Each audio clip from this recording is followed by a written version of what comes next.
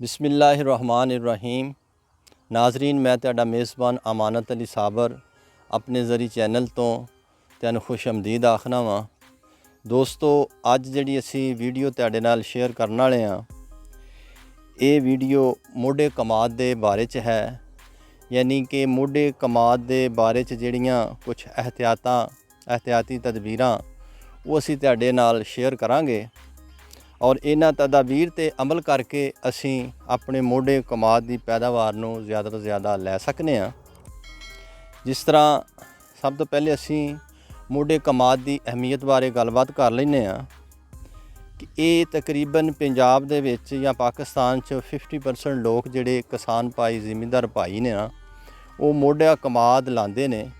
ते मोढा कमाद उस फसल नूं कहा जाता है कि जिहड़ी पहले कोई फसल कमाद की लाई हुई होवे ते उन्होंने दोबारा बीज ना उहदा बोया जाए और उन्होंने बतौरे मोढा रख लिता जाए तो असी उन्होंने मोढा कमाद अपने इलाके दे विच कहने आ। ते मोढी फसल भी इहनूं कह सकने आ।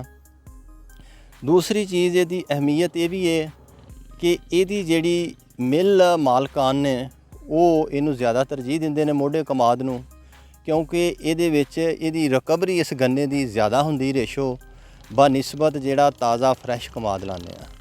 दूसरा, जिमींदार भाई ये सोचदा है कि फसल नवीं लावांगा उहदे ते बीज का भी खर्चा आएगा और ज़मीन नूं तैयारी करन दा भी, यानी कि अपने अखराजात नूं कम करन वास्ते और ज़्यादा तो ज़्यादा एक खेत चों पैदावार लैण वास्ते वो सोचदा कि मोढे कमाद नूं तरजीह दित्ती जाए और इहदे कोलों वो हदफ यानी जिहड़े दूसरा नवा कमाद ला के हासिल करने हुंदे ने वो हासिल किए जाण। दोस्तों, इस वक्त जिस असी खेत दे विच खड़े हुए हैं, ये जिहड़ा तुसी व्यू देख रहे हो एक मोढे कमाद दा व्यू है। ये वैरायटी है झंग 59। अगे भी असी एक दिन वीडियो तुहानूं अपलोड कीती सी, उहदी काश्त कीती सी नवीं फ्रैश झंग 59 दी, वो च इहदियां खूबियां दसियां सी। ते अज असी इहदे मोढे कमाद दे बारे च यानी गलबात करांगे। ये थोड़ा जिहा अहमीयत दा पता लग गया। दोस्तों, कुछ साडे जिमींदार भाई किसान शुरू तो मोढा कमाद रखते आ रहे हैं, लेकिन इहदे च कुछ गलतियां कर जांदे ने। असी उन्हां नूं दरअसल पॉइंट आउट करना है ताकि असी उन्हां ते यानी कि रिकवर उन्हां नूं करके ते ज़्यादा तो ज़्यादा पैदावार लै सकीए और अपना मतलूबा हदफ जिहड़ा है ना मोढे कमाद के सिलसिले च उन्हूं हासिल कर सकीए। वो कुछ गलतियां ये ने कि सब तो पहले तो जिस मोढे कमाद नूं तुसीं बतौरे मोढा रखना होवे उस फसल नूं अपने च देखो कि उहदी रेशो की है तुहाडे कोल। वो फसल अच्छी सी, उहदा अगाओ अच्छा सी, वो किस्म अच्छी सी, क्योंकि ये गलती बिल्कुल ना करना यानी कि बीमार या कमज़ोर बतौरे मोढा कमाद रख लिता जाए। उहदे नालों बेहतर हुंदा है कि तुसीं नवां कमाद ला लो, वो बेहतर है। क्योंकि दोस्तों तुसीं जाणदे हो इहदे उत्ते खर्चा तकरीबन नवे कमाद की निस्बत खादां दा 25 तो 30% ज़्यादा हुंदा है, क्योंकि इहदियां जिहड़ियां रूट्स हुंदियां ने जड़ां कमाद दियां जिहड़ियां ने ये पहले जिस वक्त इहनूं कट्टिया जांदा ना ये रुक चुक्या हुंदा इन्हां दा अमल। लिहाजा इन्हां नूं फिर पोटेंशन देण वास्ते इन्हां नूं यानी तोड़न मूव करन वास्ते ज़मीन दे विच ते खादां दी बड़ी ज़रूरत हुंदी है। लेकिन कई दोस्त जिमींदार भाई जिहड़े एक्सपर्ट ने जिहड़े इन्हां चीज़ां नूं जाणदे ने वो इन्हां चीज़ां अल गौर नहीं करते। वो खादां दा और स्प्रेयां दा पुरजोर इहदे ते इस्तेमाल करते हैं और मोढे कमाद कोलों भी वो जिहड़ी मकदार यानी दूसरे नवे कमाद को लैंदे ने वो इहदे कोल भी हासिल कर लैंदे ने।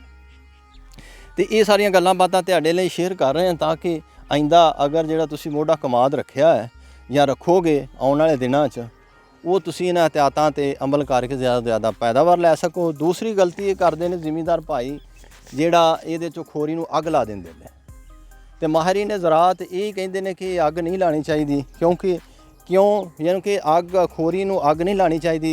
एक तो ये खोरी जिहड़ी है ये तुहानूं कोरे तो बचाउंदी है। जिस वक्त तुसीं इहदे मुੱਢ कट्टदे हो ना वो खोरी जिहड़ी है वो कोरे तो बचाउंदी है। दूसरा, इहदा जिहड़ा टैंपरेचर ज़मीन दा हुंदा है वो मेनटेन रहिंदा है और तीसरी जड़ी बूटियां नहीं हुंदियां, पानी तुहानूं कम लाउणा पैंदा। दूसरा किसान भाईओ जिस वक्त तुसीं कमाद नूं कट्टो तो एक तो असूल है कि तेज़दार आले नाल कट्टो। दूसरी चीज़ ये वे कि मुੱਢ तो इंच तो 1.5 इंच थल्ले जिस कमाद नूं मोढा तुसीं रखना है उन्होंने कटिया जाए। तीसरी चीज़ ये वे अगर शैवर एक हुंदा एक मशीन वो ला दी जाए ਉਹਦੇ ਨਾਲ ਇੱਕੋ ਜਿਹੀ ਕਟਾਈ ਹੋ ਜਾਂਦੀ ਹੈ। ਉਹ ਇਸ ਤਰ੍ਹਾਂ ਹੀ ਲੱਗਦਾ ਹੈ ਕਿ ਜਿਸ ਤਰ੍ਹਾਂ ਇੱਕ ਨਵਾਂ ਕਮਾਦ ਦੀ ਫੋਟ ਫੁੱਟੀ ਹੈ।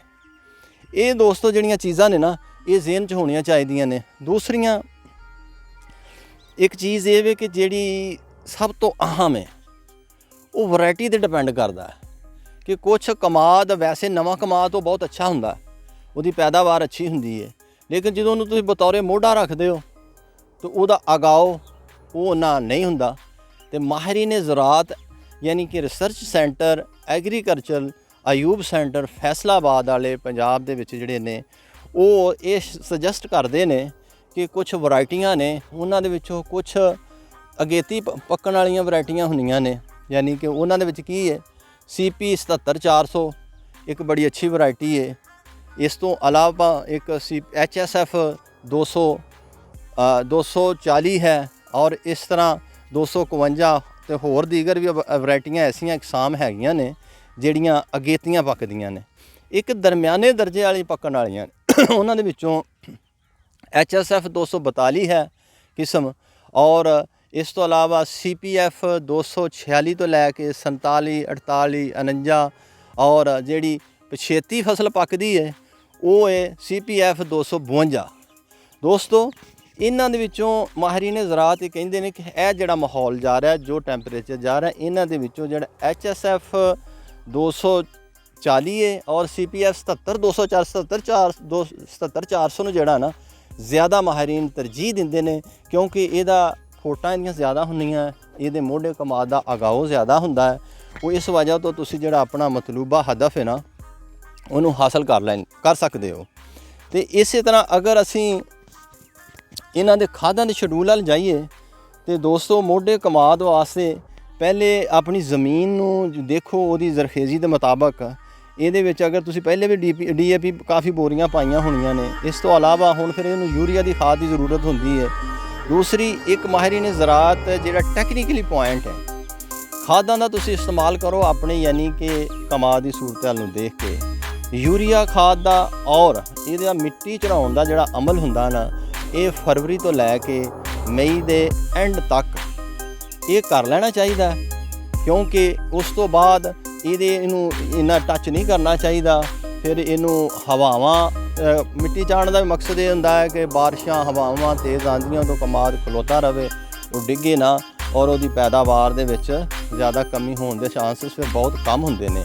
ਇਹ ਦੋਸਤੋ ਇਹਨਾਂ ਚੀਜ਼ਾਂ ਨੂੰ ਅਗਰ ਅਸੀਂ ਆਪਣੇ ਜ਼ਿਹਨ 'ਚ ਰੱਖ ਕੇ ਤੇ ਮੋਢੇ ਕਮਾਦ 'ਤੇ ਤਵੱਜੋ ਦਈਏ ਤੇ ਇਨਸ਼ਾ ਅੱਲਾਹ ਤਾਲਾ ਅਸੀਂ ਇਹਦੀ ਇਸ ਤਰ੍ਹਾਂ ਦੀ ਹੀ ਫਸਲ ਲੈ ਸਕਦੇ ਹਾਂ ਜਿਸ ਤਰ੍ਹਾਂ ਅਸੀਂ ਨਵੇਂ ਕਮਾਦ ਕੋਲੋਂ ਲੈ ਸਕਦੇ ਹਾਂ ਔਰ ਖਰਚਾ ਇਹਦੇ 'ਤੇ ਸਾਡਾ ਬਹੁਤ ਆਏਗਾ ਖਾਦ ਦਾ। ਇਹ ਤੁਹਾਨੂੰ ਪਹਿਲੇ ਹੀ ਮੈਂ ਦੱਸ ਚੁੱਕਿਆ 25-30% ਜਿਹੜਾ ਨਾ ਨਵੇਂ ਕਮਾਦ ਦੀ ਨਿਸਬਤ ਇਹਦੇ 'ਤੇ ਖਾਦਾਂ ਦਾ ਖਰਚਾ ਜ਼ਿਆਦਾ ਹੁੰਦਾ ਹੈ। ਇਹ ਕਿਸਾਨ ਭਾਈਓ ਜਿਨ੍ਹਾਂ ਦੋਸਤਾਂ ਨੇ ਆਪਣਾ ਮੋਢਾ ਕਮਾਦ ਰੱਖਿਆ, ਇਸ ਤੋਂ ਬਾਅਦ ਆ ਗਈਆਂ ਬਿਮਾਰੀਆਂ ਉਹ ਤੁਸੀਂ ਜਾਣਦੇ ਹੋ, ਬਹੁਤ ਦੇਰਾਂ ਤੋਂ ਤੁਸੀਂ ਇਹ ਕੰਮ ਕਰ ਰਹੇ ਹੋ।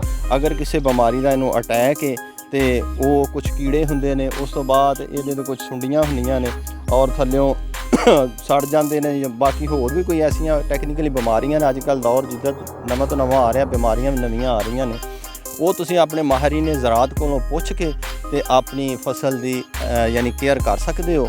ਇਹ ਦੋਸਤੋ ਅਗਰ ਇਹਨਾਂ ਗੱਲਾਂ ਬਾਤਾਂ 'ਤੇ ਤੁਸੀਂ ਅਮਲ ਕਰੋਗੇ ਤਾਂ ਇਨਸ਼ਾ ਅੱਲਾਹ ਤਾਲਾ ਤੁਹਾਡੀ ਜਿਹੜੀ ਆਉਣ ਵਾਲੇ ਮੋਢੇ ਕਮਾਦ ਦੀ ਪੈਦਾਵਾਰ ਹੈ ਉਹ ਤੁਸੀਂ ਮਤਲੂਬਾ ਹਦਫ ਅਸੀਂ ਪੂਰਾ ਕਰ ਸਕੋਗੇ, ਜਿਸ ਤਰ੍ਹਾਂ ਤੁਸੀਂ ਨਵੇਂ ਕਮਾਦ ਦਾ ਹਾਸਲ ਕਰ ਸਕਦੇ ਹੋ। ਤੇ ਇਹਨਾਂ ਸਾਰੀਆਂ ਗੱਲਾਂ ਬਾਤਾਂ ਨਾਲ ਆਪਣੇ ਮੇਜ਼ਬਾਨ ਅਮਾਨਤ ਅਲੀ ਸਾਬਰ ਨੂੰ ਇਜਾਜ਼ਤ ਦਿਓ। ਆਇੰਦਾ ਵੀ ਇਨਸ਼ਾ ਅੱਲਾਹ ਤਾਲਾ ਅਸੀਂ ਤੁਹਾਡੇ ਲਈ ਮਜ਼ੀਦ ਮਾਲੂਮਾਤੀ ਵੀਡੀਓ ਲੈ ਕੇ ਆਵਾਂਗੇ। ਤੇ ਦੋਸਤੋ ਅਗਰ ਇਹ ਸਾਰੀਆਂ ਗੱਲਾਂ ਬਾਤਾਂ ਤੁਹਾਨੂੰ ਪਸੰਦ ਆਈਆਂ ਨੇ ਸਾਡੀਆਂ ਤੇ ਮਿਹਰਬਾਨੀ ਕਰਕੇ ਸਾਡੇ ਚੈਨਲ ਨੂੰ ਸਬਸਕ੍ਰਾਈਬ ਕਰਨਾ, ਲਾਈਕ ਕਰਨਾ, ਇੱਕ ਬੈਲ ਆਈਕਨ ਦਾ ਘੰਟੀ ਦਾ ਨਿਸ਼ਾਨ ਹੁੰਦਾ ਹੈ ਉਹਦੇ ਉੱਤੇ ਕਲਿੱਕ ਕਰਨਾ ਤੇ ਇਸ ਤੋਂ ਉਹਦਾ ਮੁਰਾਦ ਇਹ ਹੋਏਗੀ ਕਿ ਜਿਹੜੀ ਅਸੀਂ ਵੀਡੀਓ ਤੁਹਾਨੂੰ ਪਾਵਾਂਗੇ ਆਉਣ ਵਾਲੇ ਦਿਨਾਂ 'ਚ ਉਹ ਬਰ ਵਕਤ ਤੁਹਾਨੂੰ ਮਿਲਦੀ ਰਹੇਗੀ। ਇਹਨਾਂ ਗੱਲਾਂ ਬਾਤਾਂ ਨਾਲ ਇਜਾਜ਼ਤ ਦਿਓ। ਅੱਲਾਹ ਹਾਫਿਜ਼।